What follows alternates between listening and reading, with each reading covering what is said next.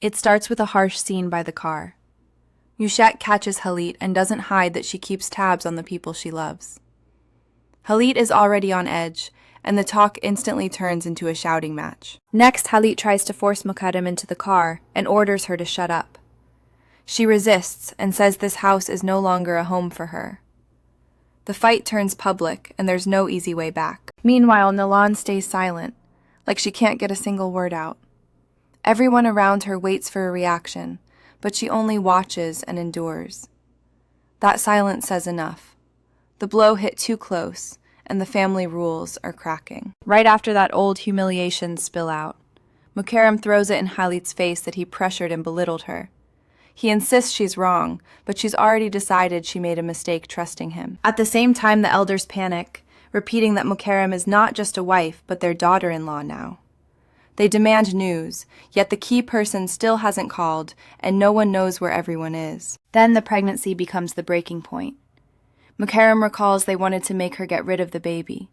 She says she'd rather die than agree, and admits she doesn't even know where to go now. Against that backdrop, the family rushes around the house demanding an explanation. They're furious that even relatives are kept in the dark and phones stay silent. The longer it goes on, the more it feels like disaster has already happened. And then a darker thought appears. Someone mentions a hired killer, like money can solve anything. The air shifts, as if this conflict could turn into real violence. Later, Nalan openly accuses them. On her wedding night, her marriage was already soaked in blood because her mother was thrown off a balcony. Old trauma rises again and jolts everyone awake. Next comes a heated exchange. One calls the other insane, the other shames them and says everyone already knows. Words fly with no breaks, and each person scrambles to justify themselves. A family secret stops being a secret. Meanwhile, they spiral back to childhood and jealousy. Someone saying it's been stuck inside for years. The reply is ice cold.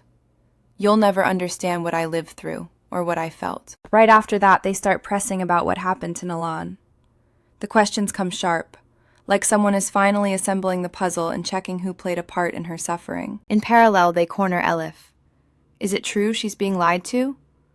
The tone makes it sound like it's not gossip anymore, but nearly proven. Elif freezes, because admitting it hurts and denying it is terrifying. Then Senuhi's name comes up. They talk about her as the source of schemes, asking who she really is.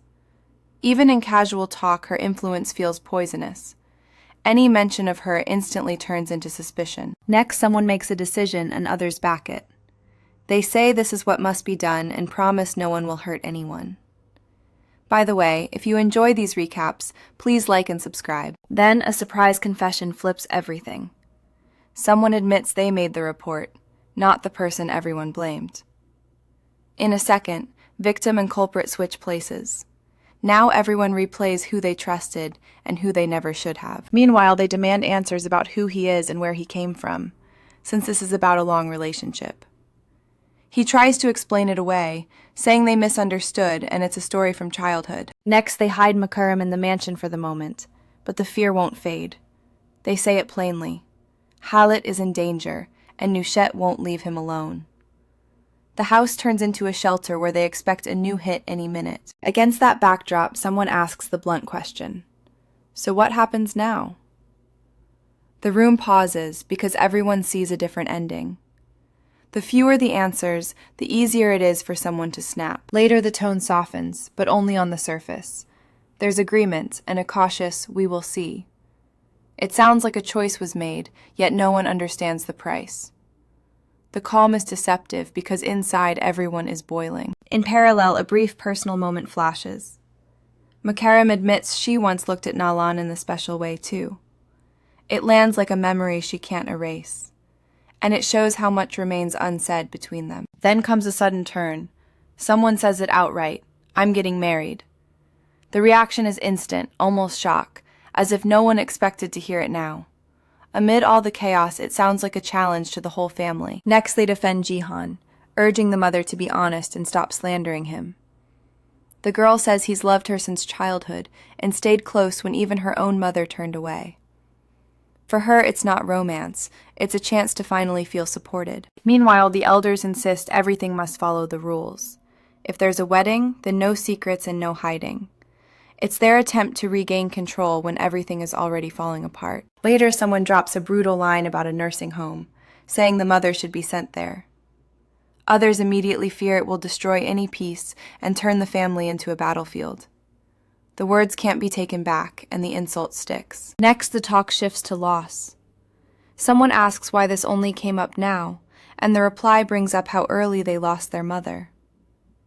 Voices grow quieter, but the pain gets louder, and the everyday mess mirrors the crisis. Someone complains the house is upside down, no sheets, no proper bed. It's a small detail, but it shows how exhausted everyone is. Meanwhile, fear of prison surfaces. Someone says he already escaped one and refuses to end up in a cage again. He begs them to understand, because a second time would break him. The panic reveals how serious this has become. Then someone whispers about the devil who vanished at night and makes the sign of the cross. They search for someone to blame, even though they don't know what they're searching for. The atmosphere turns tense, like trouble is close and talk alone won't stop it. Next comes a short answer. I'm coming. And right after, a dry order to welcome Nushette, as if they're not expecting a talk but a showdown. No one hides it anymore. They fear a direct clash. Everything slides toward a final confrontation. In parallel, they tell Jihan to get ready. He's a known man, and it's decided. Just grab the bag and go. The preparation feels like a command, like nobody is allowed to be weak. Even packing sounds like an ultimatum. Later, someone admits he won't survive here and will die if left alone. And then comes a threat to the mother. Don't oppose me in public, or you'll spend the rest of your life paying for it. Meanwhile, another secret surfaces. It's about Yasmin and adoption. They explain the institution recognizes only the mother, so everything was handled cautiously. Now it resurfaces at the worst moment and adds another layer of tension. Next comes a bitter speech about family. For him, family is only his brother and himself.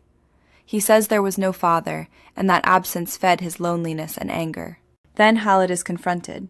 They ask what he's doing, because he promised not to touch Nushette.